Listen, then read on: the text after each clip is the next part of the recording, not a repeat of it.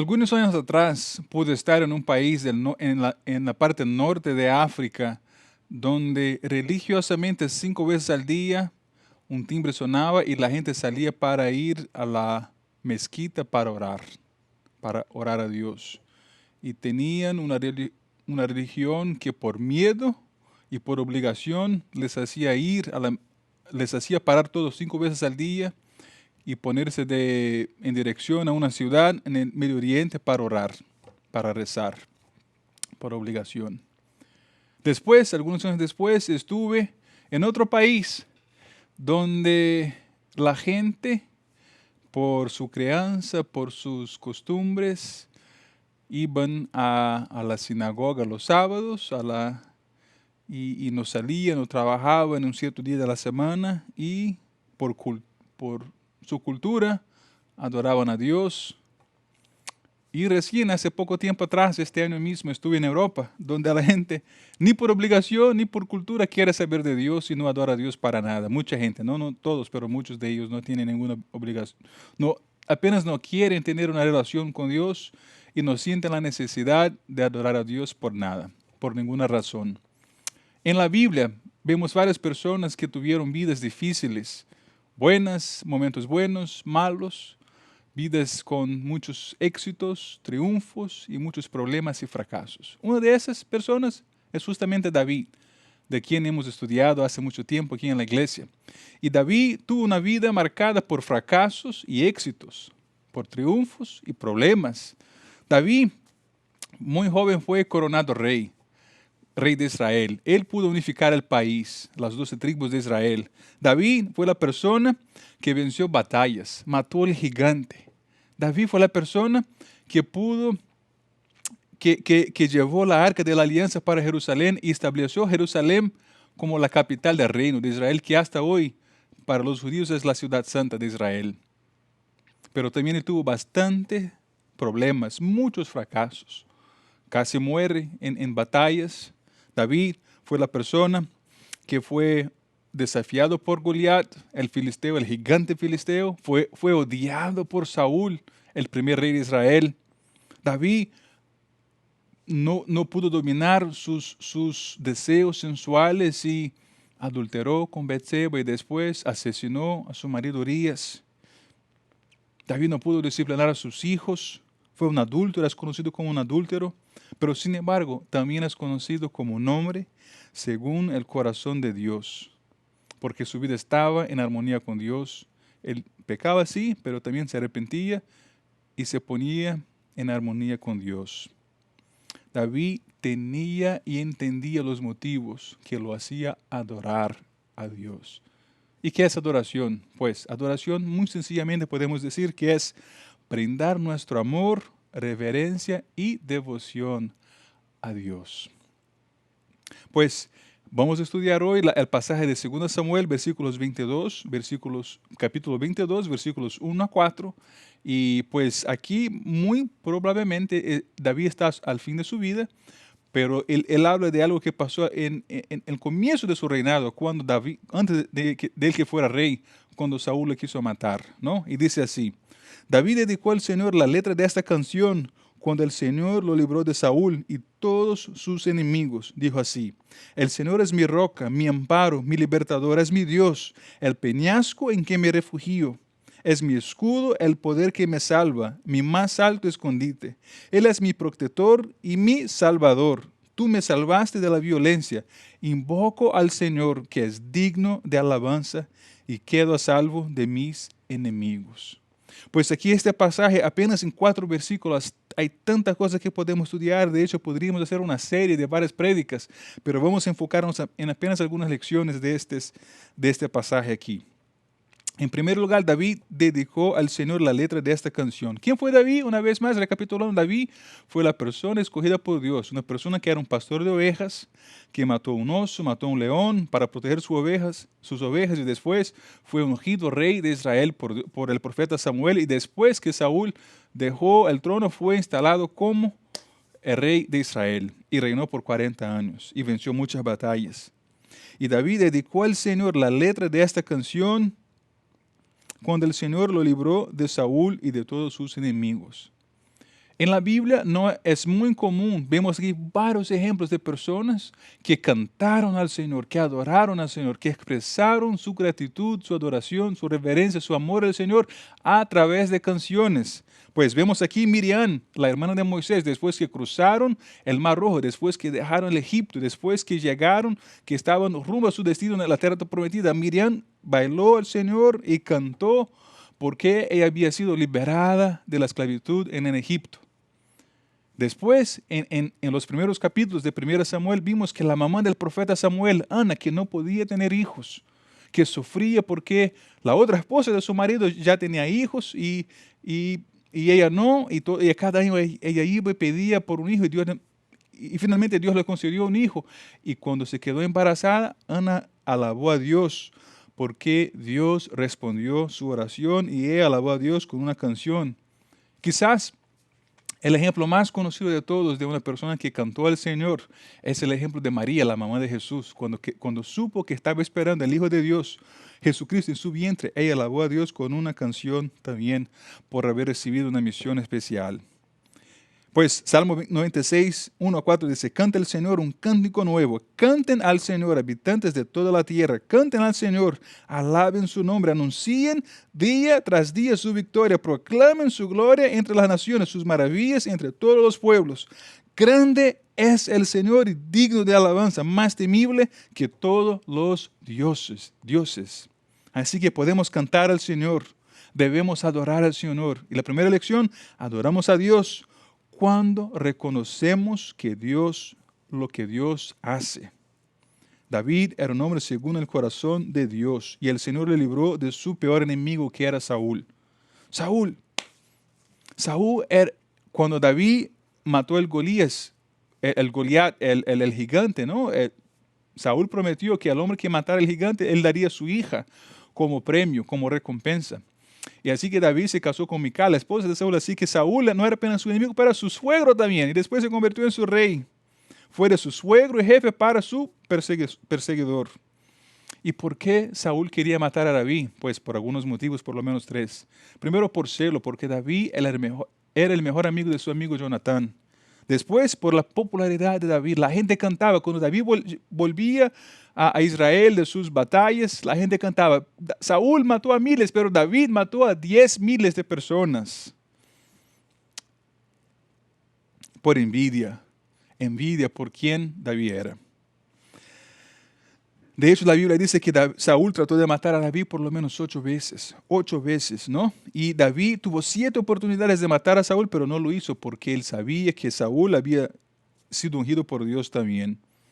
Pero la Biblia también aquí dice, David escribió que Dios le libró de todos sus enemigos. Todos sus enemigos. Y en la Biblia aquí, David no tuvo apenas a Saúl como sus enemigos. David era un hombre según el corazón de Dios, pero la gente no tenía, ni toda la gente tenía un corazón hacia David.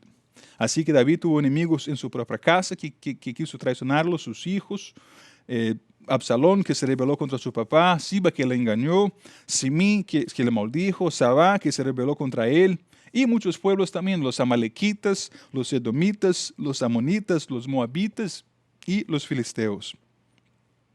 Y ahora te pregunto, ¿quién son tus enemigos?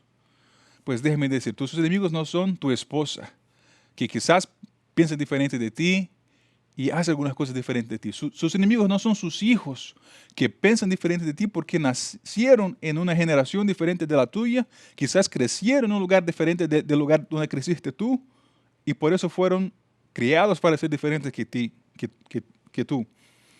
Sus enemigos no son tu pastor cuando prediga algo de la verdad de la Biblia, que va directamente al encuentro de lo que está viviendo, quizás contrario a lo que la Biblia dice. Sus enemigos no es su hermano en Cristo, que te reprende y te ayuda a crecer en la fe.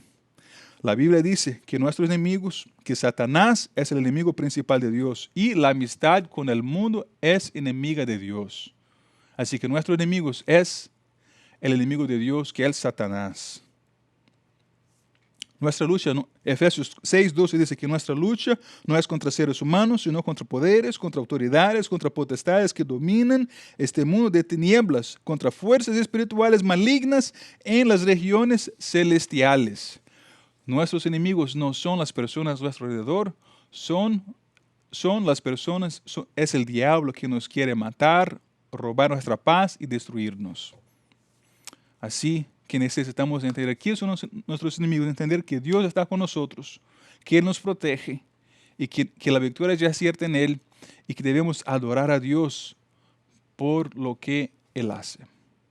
Pero también, aquí si seguimos leyendo el versículo 2 y 4, dijo así David: el Señor es mi roca, mi amparo, mi libertador, es mi Dios.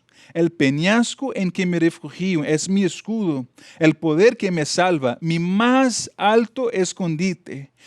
Él es mi protector y mi salvador. Tú me salvaste de la violencia. Invoco al Señor, que es digno de alabanza, y quedo a salvo de mis enemigos. Vamos a pasar más tiempo aquí en estos versículos. David reconoció quién Dios era. Así que una lección que este pasaje nos enseña es que adoramos a Dios cuando reconocemos quién Dios es.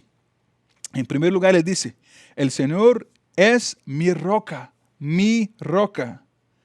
Durante todo su reinado, la roca de David no fueron sus armas, no fueron sus soldados, fue el propio Señor. Te pregunto, ¿dónde está construida su casa? ¿En la arena o en la roca que es Cristo Jesús? Porque si es en la arena, cuando vengan las tormentas, su casa, su vida, su matrimonio va a caer. Pero si está en la roca que es Cristo, pueden vir las tormentas, pueden vir las batallas, pueden vir la recesión, pueden vir 9 de septiembre y va a seguir de pie. Número 2, el Señor es mi amparo. Lo que dijo David, el Señor es mi amparo. David pasó por muchos problemas. David no fue un hombre apenas de éxitos y experiencias positivas. David tuvo muchos problemas también, fracasos morales, personales, familiares.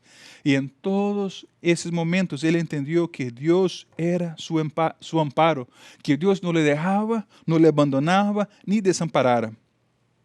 Dios está con nosotros 24 horas por día, 7 días por semana, 12 meses al año. El Señor es nuestro amparo, no nos deja, no se olvida de nosotros. Él conoce la voz de sus hijos y Él responde oración. Yo me recuerdo hace casi 17 años atrás cuando nació mi primer hijo. Y mi esposa se quedó embarazada después que nos casamos. Pero al nacer mi hijo fue directamente a la unidad de cuidados intensivos para niños, porque mi hijo nació sin respirar, sin oxigenación, casi sin movimiento muscular. Y los médicos me dijeron que si él sobreviviera, tendría varias secuelas, ¿no? Motoras y cognitivas. Y no había una píldora, una cápsula, nada que le pudiera sanar. Pero teníamos Dios y teníamos la herramienta de la oración. Y oramos y pedimos a Dios que tocara en su cuerpo. Y Dios fue nuestro amparo. Y hoy, para la gloria de Dios, mi hijo es una persona normal. Y Dios le sanó. Gloria a Dios por eso. Él fue nuestro amparo. Él todavía es nuestro amparo. Pero David sigue diciendo: el Señor es mi libertador. El Señor, el creador de cielos y tierra. El que creó el mundo en 6 días, en el 7º día descansó. El Señor que creó a Adán y a través de Adán y Eva estamos aquí. El Señor que dejó para nosotros su palabra escrita para que entendiéramos su voluntad. Es el Señor que David se refiere. Es mi libertador. Contra sus enemigos en Cristo.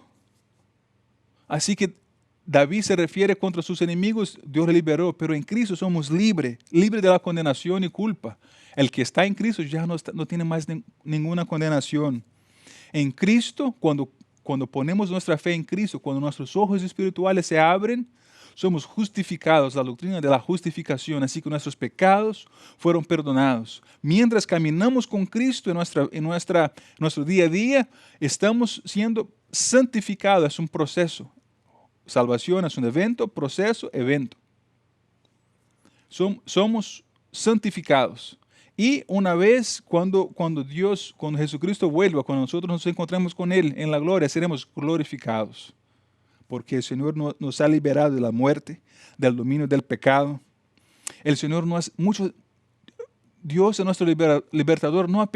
Dios no es apenas libertador de David contra Saúl, pero todavía, y si Dios es Dios, si Dios es el mismo, hoy, ayer y eternamente, Dios sigue liberándonos. A unos liberan de la pornografía, a otros le liberan del alcohol, a otros le liberan de otras adicciones. Pero Dios sigue liberando sus hijos. Dios nos libera del miedo.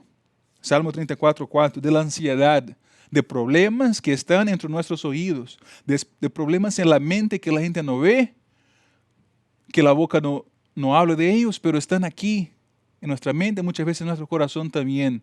Problemas relacionados a la ansiedad, a la depresión, problemas de orden emocional, ¿no? El Señor nos libera de todos ellos también. Problemas futuros, problemas pasados, presentes, pequeños y grandes. Dios nos libera de todos ellos. Todos ellos. David sigue diciendo, el Señor es mi escudo. Mira, ¿te recuerdas cuando David batalló contra Goliat? David era un niño pequeño, quizás un adolescente.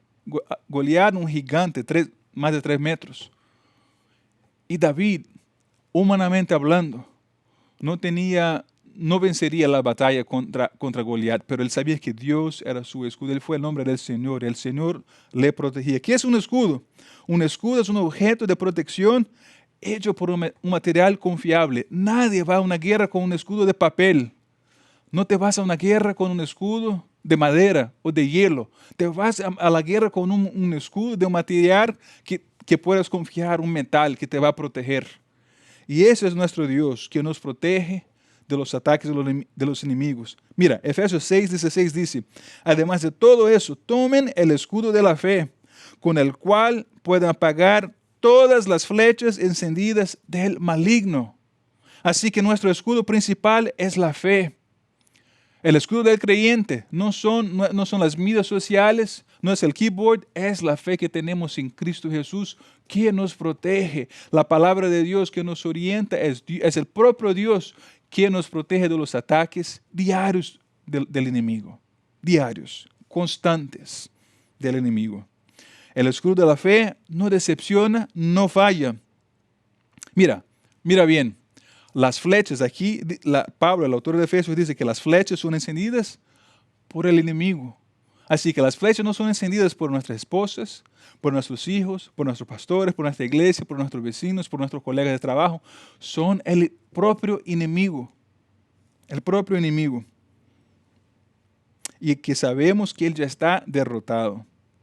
Y David sigue diciendo, el Señor que ha creado los cielos y la tierra, el Señor que envió a Jesucristo para morir en la cruz por nosotros.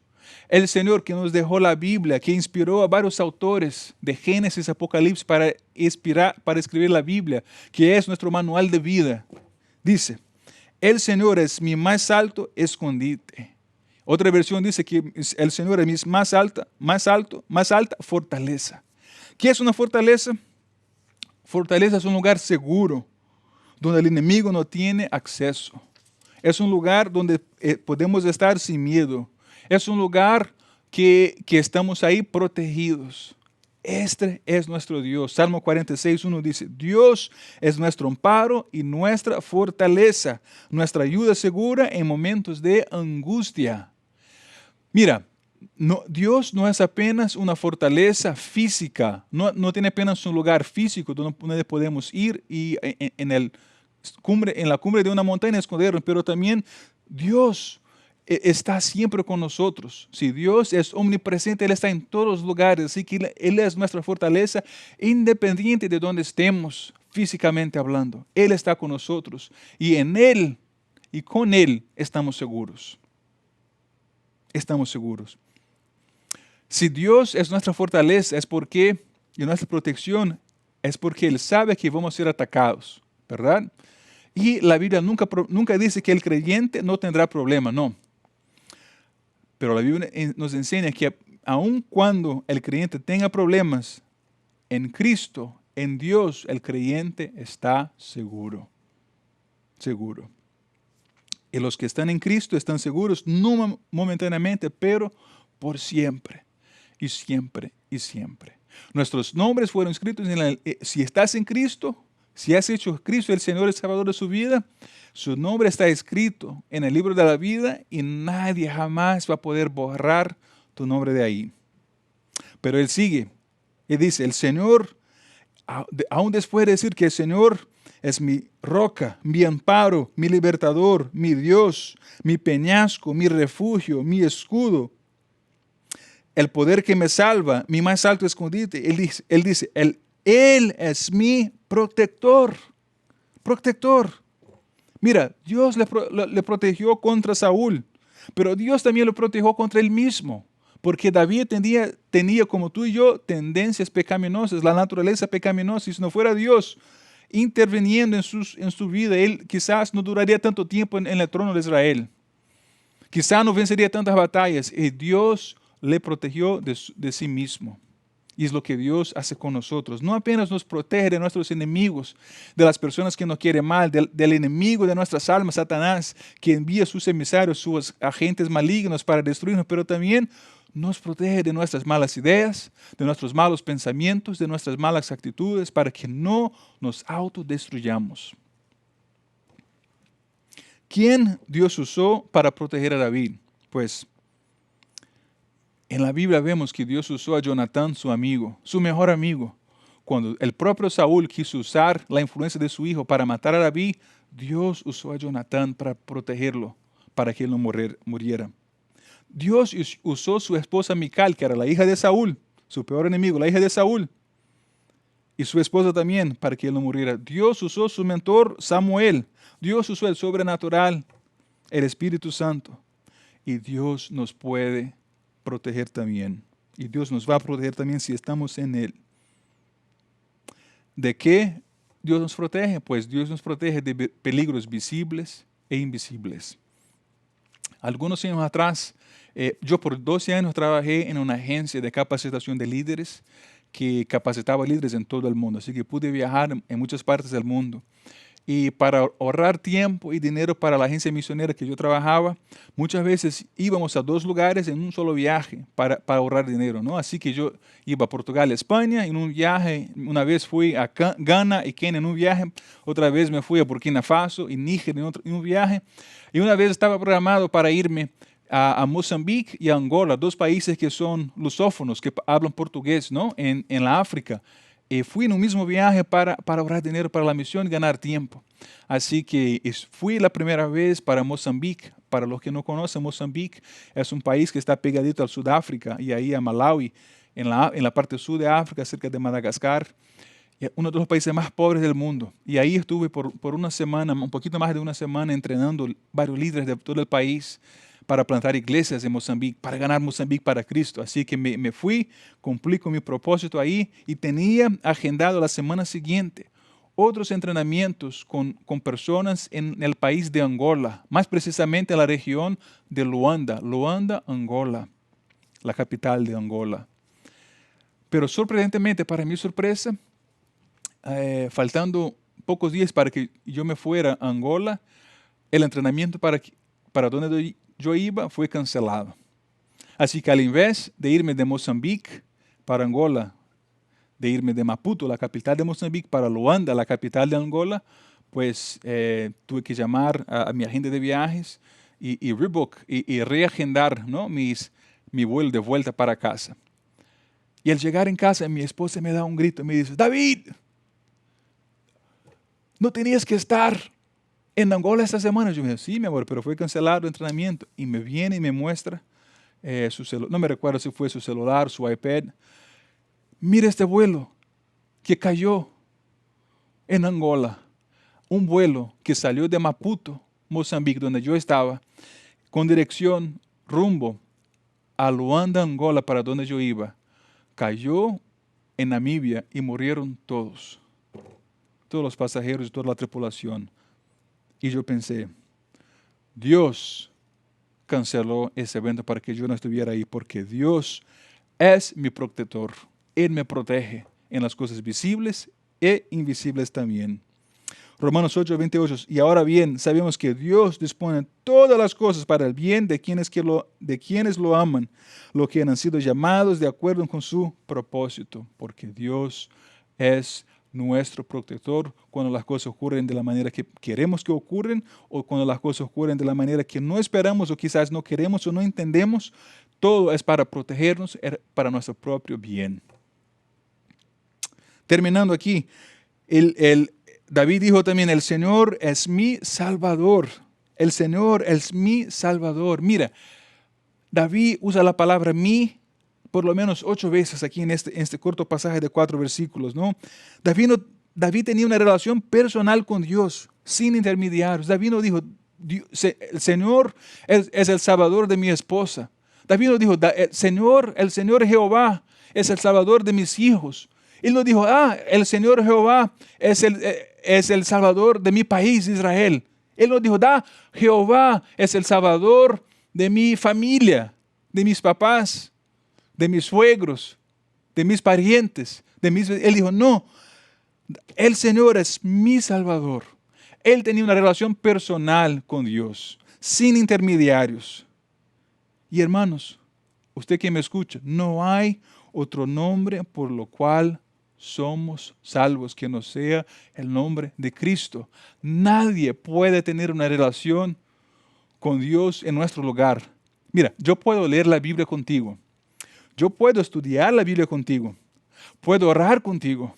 Puedo irme a reuniones de la iglesia contigo. Puedo visitar lugares religiosos contigo. Puedo memorizar la Biblia en griego y hebraico contigo. Pero yo no puedo decidir por usted. Decidir la relación que usted va a tener con Cristo, con Dios. Tú tienes que tomar una decisión si vas a aceptar o rechazar lo que Cristo hizo en la cruz, muriendo por ti para pagar sus pecados. Tú tienes que hacerlo. Nadie puede hacerlo por ti. Romanos 10:9 dice, si confiesas con tu boca que Jesús es el Señor y crees en tu corazón que Dios lo levantó de entre los muertos, serás salvo. Mira, eso es algo que no puedes delegar a nadie. Eso tendrás que hacerlo tú mismo un día. No podrás delegar esta importante decisión a nadie, aunque sea la persona de tu mayor confianza. Tendrás que decir tú mismo, ¿qué va a hacer con Dios? ¿Qué va a hacer con el Evangelio? Las buenas nuevas de que Cristo salva, de que Cristo murió por nosotros para pagar por nuestros pecados y perdonar nuestros pecados para que tuviéramos una relación restaurada con Dios. ¿Lo va a aceptar o lo va a rechazar? David decidió por él mismo que Dios sería su Salvador, que Dios no sería apenas un personaje en la historia de Israel, pero Dios sería una persona íntimamente cerca de él, su Salvador. Y tenemos que hacer lo mismo. Y él termina diciendo, versículo 4, invoco al Señor. Invocar es como llamar. Si tuviera que llamar a alguien por teléfono, ¿no? Es invocar. Es comunicarse con alguien. Él dice, el versículo 4, invoco al Señor que es digno de alabanza y quedo a salvo de mis enemigos. Hablando de invocar al Señor, hay otro versículo en la Biblia que utiliza el mismo verbo, invocar, y está en Romanos 10:13 que dice, todo el que invoque el nombre del Señor será salvo. Será salvo. Dios puede ser su amparo cuando necesitas ayuda, su fortaleza cuando tienes problemas, cuando tienes personas que te están atacando. Dios puede ser su refugio en periodos de miedo. Dios puede ser su roca durante la tormenta. Dios puede ser su escudo cuando el maligno, el enemigo te está echando flechas. Dios puede ser su protector en momentos de peligro. Pero Dios apenas va a ser su Salvador si usted le invoca. Si usted le invoca a Él, su nombre, y si tú le invitas en tu corazón para que Jesús viva en ti, y que tú le pides que Él sea el Salvador de su vida, el Señor de su vida. Invocar significa clamar o llamar al nombre del Señor. Mira, cuando llamamos a Dios, muchas veces cuando llamamos a un amigo, a un pariente, a la esposa, agarramos un voicemail porque la persona no atiende, no contesta y dejamos un mensaje. Con Dios no es así. 100% de las veces que hablamos con Dios, Dios escucha y responde nuestras oraciones. Y hay una oración que Él jamás rechaza. Es la oración cuando una de sus criaturas aquí en la tierra lo invoca, lo llama sinceramente y confiesa que necesita de Él y que quiere tener una relación con Él. La respuesta es automática, sí. Él quiere tener relación contigo también. Por eso Jesús murió en la cruz para morir por sus pecados, para tener una relación contigo, para restaurar restaurar la relación de nosotros pecadores con un Dios santo, para que pudiéramos vivir con Él, no apenas aquí en la tierra, para que pudiéramos sufrir no apenas su compañía aquí en la tierra, pero para que pudiéramos disfrutar toda la eternidad con Él en el cielo también. Finalmente, el Señor es digno de alabanza. Aquí dice, invoco al Señor que es digno de alabanza y queda salvo de mis enemigos. El Señor es digno de alabanza. Las dos lecciones que aprendemos hoy, debemos adorar a Dios. Adoramos a Dios cuando reconocemos lo que Él hace. ¿Qué ha hecho Dios en su vida? Dios ha hecho tanto en mi vida. Dios me ha salvado. Dios me ha dado una nueva vida. Me ha dado esperanza. Dios me ha hecho que las cosas viejas de mi vida, los pecados de mi vida se queden en el pasado y ahora soy nueva criatura en Él. Dios me ha escrito mi nombre en el libro de la vida. Dios me ha dado esperanza en Él. Dios me ha dado paz que excede todo el entendimiento humano. Dios ha hecho tanto en mi vida. ¿Y quién es Dios? Dios es digno de alabanza por quien Él es. Dios es nuestra roca, nuestro protector, nuestra fortaleza, nuestra fuerza, nuestro Salvador, nuestro escudo, el que nos salva, es nuestro Dios. Nuestro Dios. Si estamos enfermos, con salud, casados, solteros, si somos ricos o pobres, si estamos vacunados o sin vacunarnos, con papeles o sin papeles, si somos jóvenes o viejos, independiente de las circunstancias, local o fase de vida, Dios es digno de ser alabado. Y eso no va a cambiar. Alábelo, adóralo, adóralo. Conclusión. ¿Qué ha hecho el Señor en nuestras vidas? El Señor ha enviado a su Hijo para morir por nuestros pecados. El Señor está dispuesto a perdonar nuestros pecados si nos arrepentimos y los confesamos. El Señor ha dejado su palabra de Génesis a Apocalipsis, Antiguo y Nuevo Testamento, para que entendiéramos su plan de redimir al mundo, de acuerdo con Juan 3:16, para que viviéramos de acuerdo con su voluntad, 2 Timoteo 3:17, para que Él se revelara a nosotros, Hebreos 1, para guiarnos en cada área de nuestra vida, Salmos 119, 105. El Señor ha prometido que para donde Él fue, en este caso el cielo, habría lugar para nosotros también. Así que te pregunto para terminar, ¿cuál debe ser nuestra respuesta mediante lo que Dios ha hecho en nuestra vida? Mira, Dios ha hecho tanto en nuestra vida.